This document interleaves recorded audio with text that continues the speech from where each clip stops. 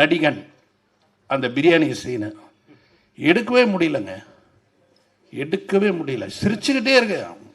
எங்கே கட் சொல்கிறது தெரியல.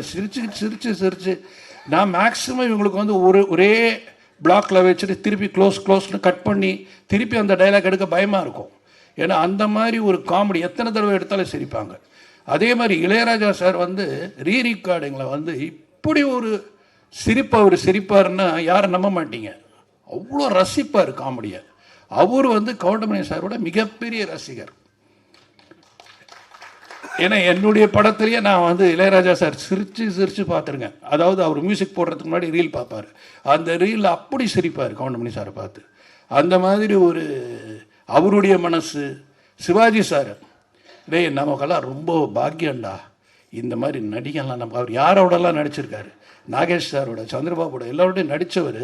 அவர் வந்து இந்த அவருடைய ஜென்ரேஷனில் இந்த ரெண்டாவது அவருடைய மகன் பிரபு அவரோட நடிக்கக்கூடிய ஒரு நடிகரை பார்க்கும் பொழுது கவுண்டமணி அருமையாக இருக்கேன், அருமையாக பண்ணுறாரியா, அருமையான காமெடியா.